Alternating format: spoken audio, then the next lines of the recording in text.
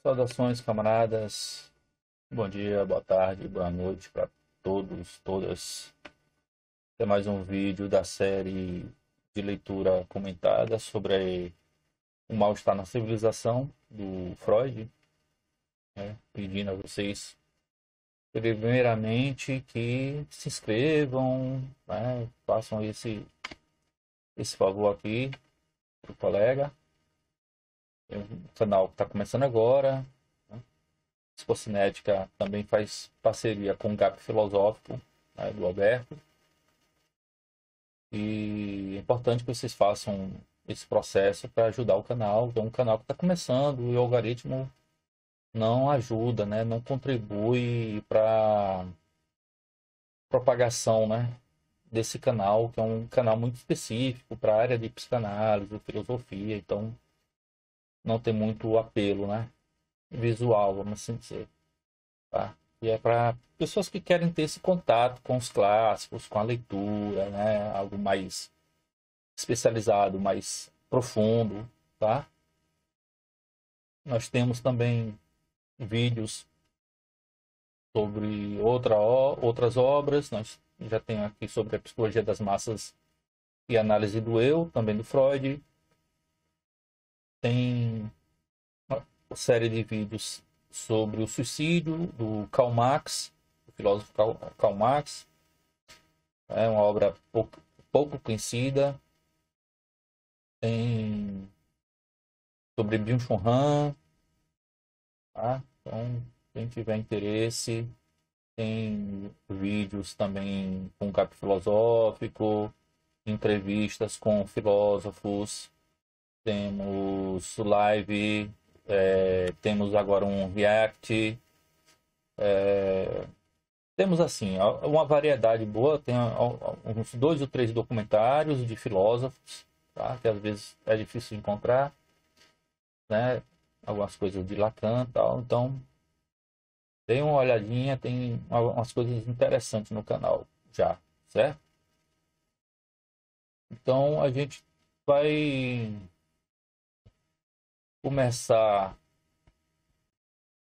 pela aqui pela parte 4 do texto. A gente já estamos na praticamente a metade, né? São 8 partes e a gente já está na 4. Quem está chegando agora, aí vocês dão uma olhadinha nos vídeos anteriores, né? Porque tem alguns conceitos e alguns termos que eu explico logo no início, tá? No vídeo passado, vou fazer só um resumozinho, tá? No vídeo passado, o Freud afirma, né, a tese dele de que o desenvolvimento da cultura enquanto estrutura reguladora das relações humanas surge da necessidade de limitar o poder do indivíduo por meio de regras, né, de justiça, de uma autoridade coletiva, tá bom? Então, a sociedade funciona como uma forma de substituição à violência arbitrária. Ele vai sofrer uma influência muito grande dos contratualistas, né? Thomas Hobbes, essa galera aí. Então, ele vai também mostrar que essa transformação cultural ela é fundamental para a convivência social e para a busca por uma vida mais ordenada e protegida, embora, né, essa mesma cultura possa, de forma paradoxal, contribuir para o sofrimento humano, pois ao tentar proteger, né, o ser humano, também impõe limites que podem gerar frustrações e infelicidades. Tá? Então, a sociedade, eu já expliquei aqui, ele tem 3 fontes de sofrimento: a natureza, o corpo e a sociedade. E a sociedade é essa fonte de sofrimento assim mais complicada para o ser humano, porque não é fácil resolver, certo? Então, feito então. um resumo do capítulo 3, vamos assim dizer, a parte 3. Vamos começar com a parte 4, tá bom?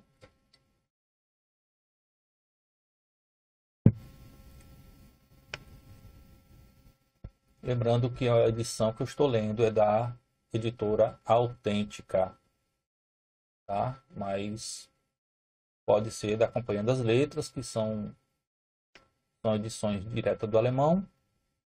E eu acho também muito legal a edição dos Pensadores. Eu acho que é uma edição muito boa, porque é uma leitura até agradável, tá? Vamos lá. Tem um barulhinho aqui no fundo, eu não sei se vai sair, gente, mas se sair, vamos lá.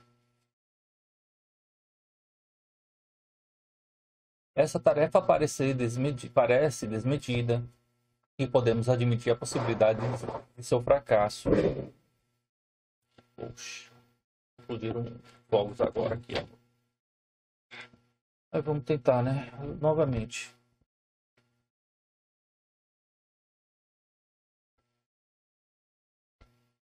Essa tarefa parece ser desmedida e podemos admitir a possibilidade de seu fracasso. Mas aqui está o pouco que pude adivinhar. Depois que o homem primitivo descobriu que estava em suas mãos, assim entendido literalmente, melhorar sua sorte na terra através do trabalho, não lhe podia ser indiferente de outro modo, indiferente se outro trabalhasse com ele ou contra ele. O outro ganhou para ele o valor de colaborador com quem era útil conviver. Ainda anteriormente, em sua pré-histórica forma simiesca, ele adotou o hábito de formar famílias. Os membros da família foram provavelmente os seus primeiros ajudantes. Supostamente a fundação da família estava ligada ao fato de que a necessidade de satisfação genital não mais entrava em cena como um visitante que aparecia de repente em sua casa. E depois de sua partida não dava mais notícias por um longo tempo, mas se estabeleceu no indivíduo como um locatário permanente. Com isso, o macho, Männchen, ganhou um motivo para ficar com a mulher, Weib, ou de modo mais geral, com os objetos sexuais perto de si. As fêmeas, Weibchen, não queriam separar-se de seus filhotes indefesos. Tiveram também no interesse deles de ficar com o macho mais forte. Nessa família primitiva, constatamos ainda a ausência de um traço essencial da cultura. O arbítrio do chefe supremo e pai era restrito. Em Totem Tabu, tentei indicar o caminho que conduzia dessa família até a fase seguinte de convivência sob a forma de alianças entre irmãos. Eu já mencionei isso nos primeiros vídeos, tá? Essa teoria que ele começa lá em Totem Tabu, vai passar por aqui de novo, então, para não atrasar mais, vocês que tiverem mais interesse e ainda não viram os vídeos anteriores, então vão lá desde o primeiro vídeo para estarem cientes desses termos e dos primeiros conceitos também que eu explico. Vamos lá. Depois de vencer o pai, os filhos fizeram a experiência de que a união pode ser mais forte do que o indivíduo. A cultura totêmica baseia-se nas restrições que eles tiveram necessariamente de impor uns aos outros para a manutenção da nova condição. Os preceitos do tabu foram o primeiro direito. A vida em comum dos seres humanos era, portanto, duplamente constituída pela coerção ao trabalho que a necessidade exterior criou e pelo poder do amor que não queria prescindir, no que diz respeito ao homem, do objeto sensual encontrado na mulher e a mulher da porção que dela foi separada, que é a criança. Eros e Ananke, certo? Ananke é necessidade, tá? Também se tornaram os pais da cultura humana. O primeiro resultado foi que agora até mesmo um número maior de seres humanos podia viver em comunidade. E como nesse caso duas grandes potências agiam juntas, foi possível esperar que o desenvolvimento seguinte fosse se consumar de maneira suave, com um domínio cada vez maior do mundo exterior. bem como com a ampliação contínua do número de pessoas incluídas na comunidade. Então, não entendemos facilmente como essa cultura pode ter outro efeito sobre seus participantes, que não seja o de fazê-los felizes. Então é isso. Ele está explicando aqui a questão do amor, né? E amor é necessidade também, né? Tem essa dupla perspectiva, né? Essa dupla face, certo? O ser humano aqui, ele tá, esses primeiros seres humanos, na verdade, ele está falando de um passado muito, mas muito distante mesmo, antes de qualquer forma de regra, de direito, é muito antes, certo? Então é de um passado longínquo que o Freud tá fazendo esse embasamento, tá? Não é nenhuma, vamos dizer assim, já tribo, já com comportamentos, padrões, já normas, nada disso instituído. É algo muito na pré-história mesmo, coisa lá para trás que ele está tentando desenvolver essa teoria, certo?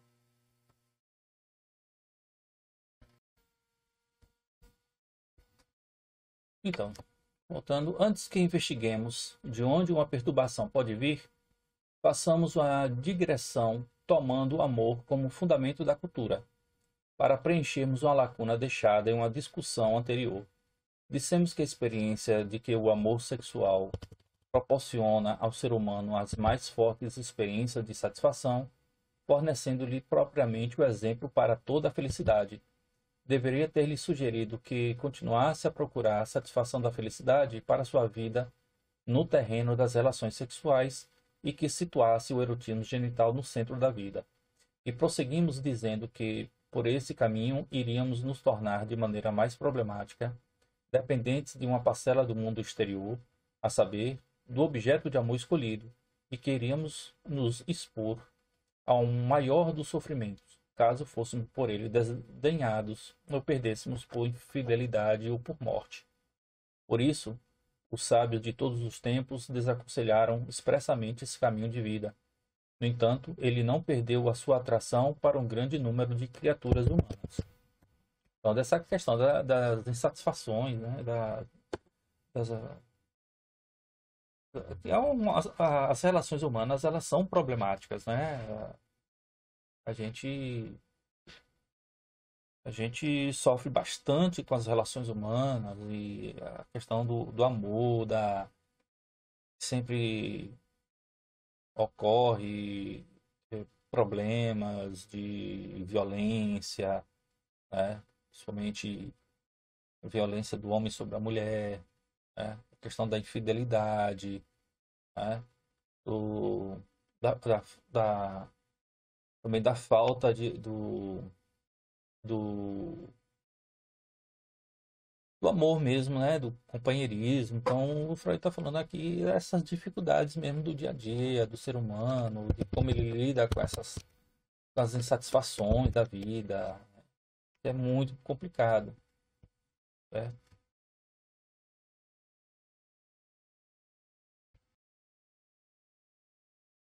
Há uma escassa minoria, por sua constituição, ainda assim é possível encontrar felicidade pela via do amor, mas para isso são indispensáveis amplas modificações da função do amor. Essas pessoas se desobrigam da aceitação do objeto quando deslocam o valor maior de ser amado para o próprio amor.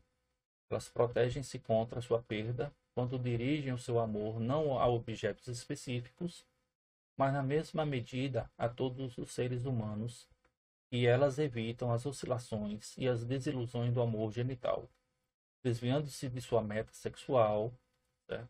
E transformando a pulsão em uma moção inibida, certo? Quanto à meta. Já falei sobre isso no vídeos anteriores também. O que, dessa maneira, elas provocam em si mesmas esse estado de um sentimento equilibrado, inconfundível, terno, não tem muita semelhança exterior com a vida amorosa genital e agitação turbulenta, da qual ela, no entanto, é derivada. São Francisco de Assis pode ter levado mais longe essa utilização do amor em favor do sentimento de felicidade interior. Então, está falando aí do amor fraternal, né?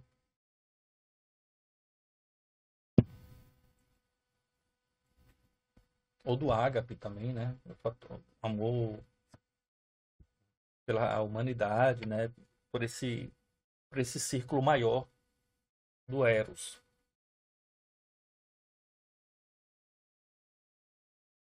Ele continua.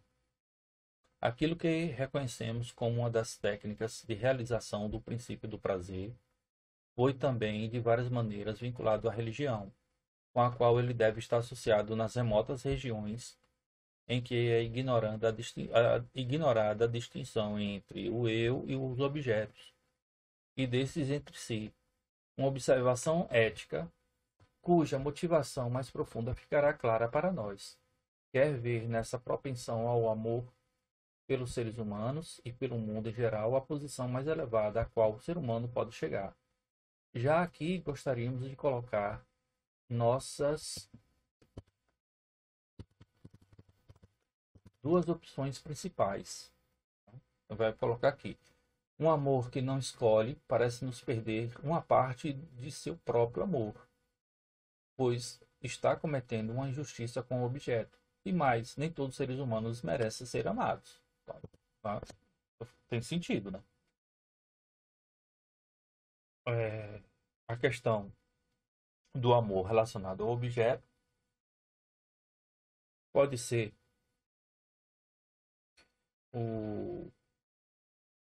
as partes íntimas da pessoa, né? Da mulher ou do homem, ou um amor dirigido a um outro objeto que possa é, que possa trazer então esse prazer, né, do amor, felicidade e tal, e que na verdade é o que mais se procura, né? É esse amor sexual é um amor mais forte, mais primitivo também, né? Ele continua. Aquele amor que fundou a família continua operando na cultura em sua conformação originária, na qual ele não renuncia à satisfação sexual direta, bem como em sua forma modificada enquanto ternura de meta inibida. Sobre as duas formas, ele prossegue em sua função de ligar um número maior de seres humanos uns aos outros, e de maneira mais intensa do que alcança o interesse da comunidade de trabalho. O descuido da linguagem no emprego da palavra amor encontra uma justificativa genética. Chamamos de amor a relação entre o homem e a mulher que, em razão de suas necessidades genitais, fundaram uma família. Mas também chamamos de amor os sentimentos positivos entre pais e filhos, entre os irmãos e irmãs da família, apesar de termos necessariamente de descrever essa relação com amor de meta inibida como ternura. Tá? Eu já falei aqui também sobre os três tipos de amor que existe, né? É, amor de Eros, é, o amor fraternal, né? E o amor universal, que é o ágape, né? O Eros, o Filo e o ágape, né? Que eram lá as três formas de amor, né? Entre os gregos, né? Vocês vão tem os estudos sobre o amor em Platão, tá? E aí o amor é uma falta. Isso aí vai influenciar também, de certo modo, a psicanálise lacaniana, né? O amor como falta, tá? Então é o seguinte, vamos lá. E que o amor de meta inibida, né, que vai se transformar na ternura, foi originalmente amor plenamente sensual e ainda o é, no inconsciente do ser humano. Ambos, amor plenamente sensual e amor de meta inibida, ultrapassam a família e estabelecem novas ligações com pessoas até então desconhecidas. É aquele processo de círculos. Um círculo mais forte, o círculo familiar, que vai ampliando, ampliando, à medida que vai ampliando esse círculo de amor, também vai enfraquecendo, né? Os laços de amor que envolvem os membros de uma família são muito mais fortes do que os laços que imperam nos círculos maiores, que aí você coloca os conhecidos, os amigos, os colegas de trabalho. Então, são vínculos, são, é, são amor, mas é um amor de meta inibida. Qual é a meta? O sexual. Quando ela é inibida, então ela se torna esse amor mais fraternal, esse amor é, mais terno, né? com, com outros indivíduos. Então ele fala: o amor genital leva às novas formações de família, o amor inibido quanto à meta leva às amizades, que se tornam culturalmente importantes, porque elas escapam às muitas limitações do amor genital, por exemplo, a sua exclusividade, né? Tem uma questão da exclusividade no amor sexual, né? No, no o amor objetal, tá? Entre o homem e a mulher, certo? Aí existe uma exclusividade, tá? Por quê? Porque ali é uma fonte direta de felicidade, tá? Tem outras questões que estão inseridas aí dentro? Tem, certo? Mas a princípio, o princípio mesmo do inconsciente aí que o Freud está se falando é essa energia mesmo libidinal, tá? Ela é exclusiva. Por quê? Porque ali é uma fonte de prazer, tá? Direta e mais forte. Mas a relação do amor com a cultura perde, no curso do desenvolvimento, seu caráter inequívoco. De um lado, o amor opõe-se aos interesses da cultura, e de outra, a cultura ameaça o amor com sanções e restrições. Aqui é aquela ambiguidade que eu falei, né? A cultura ela impõe restrições. Não pode viver numa sociedade que você pode fazer tudo, certo? Não existe nenhuma sociedade que te dá a plena satisfação de todos os seus desejos inconscientes, senão desfragmenta. Nenhuma sociedade sobrevive quando todos querem fazer o que querem, né? Não tem regras. É como a selva, gente. Então, esse papo de liberdade plena, certo? Ah, liberdade de expressão. Não existe liberdade de expressão plena, tá? Porque essa ideia de sociedade já implica em restrição, implica em leis, implica em regulações. Sem essas regulações, o ser humano é o lobo do homem, tá? O homem é o lobo do homem. Lá já falava o Thomas Hobbes no Leviatã, que é o que vai pautar também essa ideia do Freud, tá? Então, se todo mundo quer fazer o que der na telha, se todo mundo quer fazer o que suas pulsões demandam, exigem, não há sociedade, né? Não vai haver sociedade, tudo desmorona, né? Isso é um princípio da realidade. O ser humano está sempre nessa tensão entre o princípio de prazer e o princípio da realidade. Não tem outro caminho. Se quer viver em uma sociedade, vai ter que respeitar as leis e as regras daquela comunidade. Se um indivíduo passa a não respeitar, a própria integridade daquela comunidade se esfacela, se desmancha, tá? Então vamos lá. Essa desavença parece inevitável, né? Seu motivo não pode ser reconhecido imediatamente. Ela se manifesta primeiro como um conflito entre a família e a comunidade maior, a qual pertence o indivíduo. Já havíamos intuído que uma das principais ambições da cultura é aglomerar os seres humanos em grandes unidades. Mas a família não quer liberar o indivíduo. Quanto mais íntima for a coesão entre os membros da família, mais e com maior frequência eles tendem a se isolar uns dos outros, certo? Então vamos lá. Quanto mais íntima a coesão entre os membros da família, né, os vínculos mais fortes, mais e com maior frequência eles tendem a se isolar dos outros, certo? E mais difícil lhes será a entrada no círculo mais amplo da vida. Então, o apego, às vezes, aquele apego muito grande ao filho, à filha, né? Que implica, às vezes, num tardo amadurecimento, né? Isso vai dar problema depois, né? A dificuldade de interação, de socialização, né? Que é um dos princípios importantes da escola, né? O que é a escola? É o espaço onde vai se dar a interação entre os indivíduos, né? Onde vai começar esse processo de socialização, de reconhecimento do outro.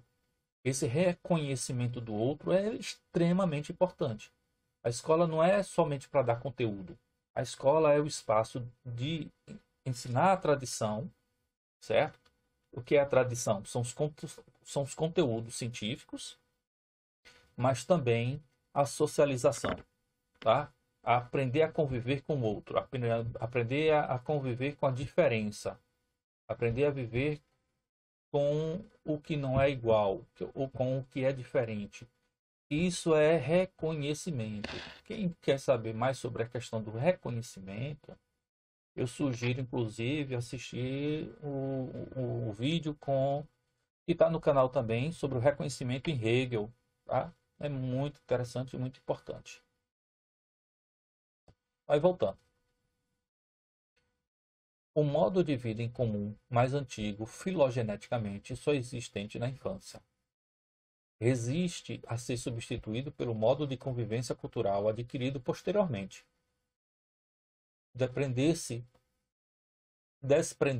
da família torna-se, para cada adolescente, uma tarefa em cuja solução a sociedade frequentemente o apoia através dos ritos de puberdade e iniciação, né? A fase em que a criança, né, vai para a faculdade, aí já há um desligamento, né, desse indivíduo com a família, porque ela está entrando agora numa outra fase dos adultos, do amadurecimento, né?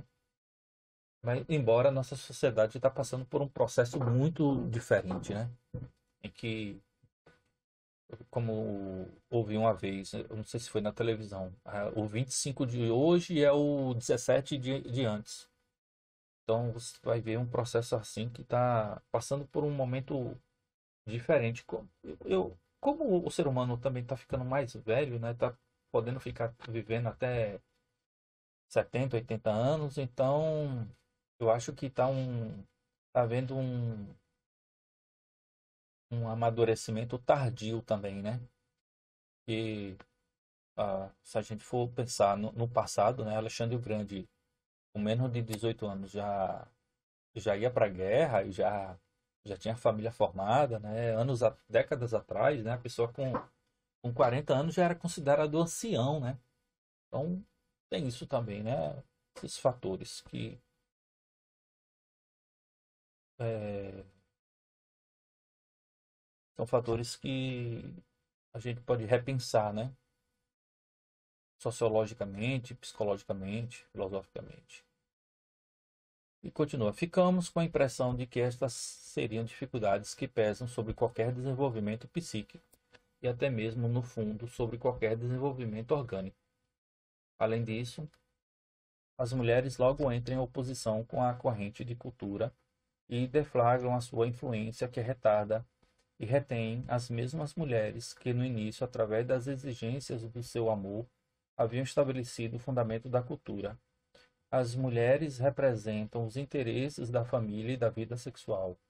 O trabalho de cultura tornou-se cada vez mais um assunto dos homens, colocando-lhes tarefas cada vez mais difíceis, obrigando-os a sublimações pulsionais, às quais as mulheres estão menos preparadas, já que o ser humano não dispõe de quantidades ilimitadas de energia psíquica. Ele tem necessariamente de resolver as suas tarefas por meio de distribuição adequada da libido. Eu acho essa frase aqui meio complicada, Freud, viu? É, Porque eu acho que as mulheres têm a mesma quantidade de energia libidinal, meu caro, né? Mas a gente tem que lembrar aqui que o Freud também de um período em que as mulheres tinham bastante restrições também, né? Por causa da cultura. O que ele utiliza para fins culturais, ele subtrai em grande parte das mulheres e da vida sexual, né? Então, a subtração, certo? Dessa energia, ele subtrai também das mulheres, tá? A questão do ato mesmo, viu, gente? A sexualidade. Em grande parte das mulheres e da vida sexual. A constante convivência com homens, sua dependência dos relacionamentos com eles, afastando-no até mesmo de suas tarefas de marido e de pai. É assim que a mulher se vê relegada ao segundo plano pelas exigências da cultura e entra em uma relação hostil com ela. Justamente. Aí ele está certo, né? Então aqui é Freud que vai dar certa liberdade da voz, né? De verbalizar seu sofrimento. Foi Freud que começa, bicho. Para, mesmo com todos os seus defeitos de um homem hetero-europeu, ele contribuiu para a revolução de uma forma muito forte na Europa, né? Revolução sexual feminina. Da parte da cultura, a tendência à restrição da vida sexual não é menos nítida do que a outra tendência da expansão do ciclo cultural. Já a primeira fase da cultura, a do totemismo, traz consigo a proibição da escolha incestuosa do objeto. Talvez a mutilação mais contundente que a vida amorosa humana experimentou ao longo dos tempos. Por meio do tabu, da lei e dos costumes, são estabelecidas outras restrições que atingem tanto os homens quanto as mulheres. Nem todas as culturas vão igualmente longe nesse ponto. A estrutura econômica da sociedade influencia também a medida da liberdade sexual restante. Já sabemos que, nesse aspecto, a cultura segue a coerção da necessidade econômica, uma vez que ela precisa retirar da sexualidade um grande montante de energia psíquica que ela mesma consome. Acho que eu nunca falei, mas é um termo que o Freud fala bastante, né, da economia das pulsões. Quem quiser saber mais sobre isso, lê a Metapsicologia, né? Porque Freud fala sobre a psicanálise, sobre a economia das pulsões? Porque o termo economia envolve transformação, regulação e direcionamento de energias, certo? O Freud retira das ciências da natureza muitos termos, né, para embasar sua pesquisa. Então, a economia envolve direção, regulação, distribuição, transformação de energia libidinal, tá? Por isso que é o termo economia das pulsões, tá? Nessa circunstância, a cultura se conduz em relação à sexualidade como uma tribo ou uma camada da população que submeteu a outra à sua exploração. O medo da rebelião dos reprimidos leva a rigorosas medidas de precaução. Nossa cultura europeia ocidental mostra um ponto alto desse desenvolvimento. É inteiramente quando, justificado psicologicamente que ela comece por proibir as manifestações da vida sexual infantil, pois não há nenhuma perspectiva de contenção, certo, dos apetites sexuais dos adultos, se não tiver sido antecipado um trabalho com ela na infância. Só não se deixa justificar de forma alguma o fato de a sociedade da cultura ter chegado ao ponto de negar também esses fenômenos facilmente comprováveis e mesmo notáveis. A escolha de objeto do indivíduo sexualmente maduro, certo? Isso aqui é muito importante, viu, gente? O Freud pensava muito sobre isso. É restrita ao sexo oposto, tá? A maior parte das satisfações extragenitais são interditadas como perversões. A exigência de uma vida sexual da mesma natureza para todos, anunciada nessas proibições, coloca-se para além das desigualdades na constituição inata e adquirida dos seres humanos. Bloqueia o gozo sexual para o grande número deles, tornando-se assim a fonte de uma grave injustiça. Então, aqui foi muito importante para a liberdade sexual, para as questões da sexualidade. O êxito dessas medidas restritivas poderia ser, então, que para aqueles que são normais, isso aqui, gente, é o Freud dessa época, gente. Não tem como escapar disso. O ser humano é filho da época. Então, esses conceitos de normais, de normatividade, isso já era inserido desde o passado, né?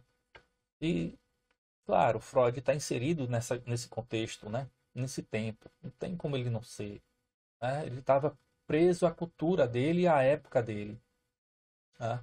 Mas é claro que hoje esse conceito de normal não cabe mais, né? Não cabe mais.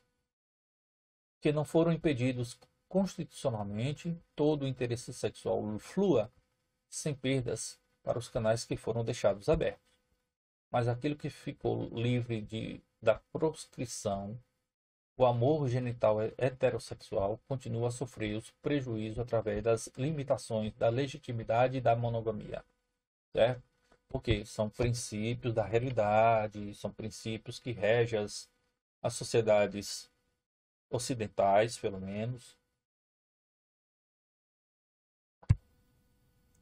Ele está falando aí no contexto da sociedade dele, da época dele, né, das civilizações ocidentais, europeias. Então a mentalidade que ele está colocando em jogo é essa mentalidade. Tá? Ele está tratando da cultura dele. A cultura atual dá claramente a entender que só irá autorizar as relações sexuais com base em uma ligação única. Certo? É assim que funciona, e pelo menos funcionava, né, na Europa na época dele. Então ele está falando, está contextualizando com a época dele, certo? Ele está aqui nem dizendo que é bom, nem está dizendo que é ruim, mas algo que faz parte da cultura a qual era inserido, que ele estava inserido, a Europa, certo? Então ele está fazendo, tá fazendo um recorte temporal e local, tá? Entre um homem e uma mulher que não lhe agrada a sexualidade como fonte independente de prazer e que só está disposta a tolerá-la como fonte, até agora insubstituível, de reprodução de seres humanos. Né? Até esse momento, insubstituível, até a época dele. Claro que isso sofreu modificações, né, devido às tecnologias. Né? Trata-se naturalmente de um extremo. Sabemos que isso se provou impraticável, mesmo por breves períodos. Só os fracos se designaram perante uma invasão tão ampla em sua liberdade sexual. Né? Naturezas mais fortes só o fizeram sob a condição de uma compensação. Né? Então, as culturas que não cederam determinados padrões de comportamento, né?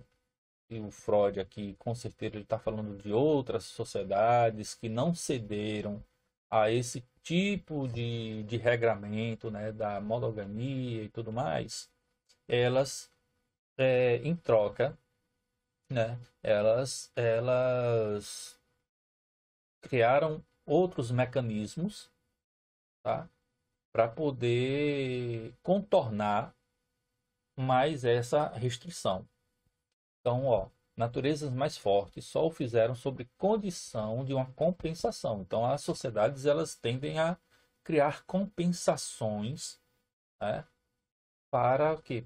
Para poder conviver com com a restrição sexual, né? Então cria outras formas de prazer, outras, cria as compensações, criam as sublimações, sobre a qual poderemos falar mais adiante. Ele vai falar mais adiante, com certeza. A sociedade cultural se viu obrigada a aceitar em silêncio muitas transgressões que, de acordo com seus regulamentos, ela deveria ter perseguido. Apesar de tudo, não podemos cair no erro contrário e supor que uma atitude cultural como essa seria absolutamente inofensiva, tá? Por não ter atingido todos os seus propósitos. A vida sexual do ser humano de cultura, no entanto, foi seriamente lesada, provocando às vezes a impressão de uma função em estado de involução, assim como parecem estar enquanto órgãos, nossos dentes e o nosso cabelo. Provavelmente temos o direito de supor que a sua importância diminuiu sensivelmente enquanto fonte de sensação de felicidade. Portanto, enquanto realização do nosso propósito de vida, às vezes pensamos reconhecer que não é apenas a pressão da cultura, mas algo na essência da própria função que nos impede a satisfação completa e nos força a outros caminhos. Pode ser um erro, é difícil de decidir. Então, ele está comentando aqui sobre essa questão relacionada às formas como a gente cria impedimentos, né? Então, de onde vem isso, né? Será que é só uma questão é, de pressão cultural? O que está por detrás disso, né? E ele vai apontar isso no próximo capítulo, tá? E a gente termina aqui. Próximo vídeo, a parte 5. A gente avança nessa mesma discussão. Lembrando a vocês para se inscreverem, dar like, comentar. Os comentários mais interessantes vou responder no vídeo seguinte, certo? Menciono aí o nome de vocês e faço alguma momento de explicação de algum termo que possa não ser entendido muito bem, alguma coisa nesse sentido, tá? Então, abraço, até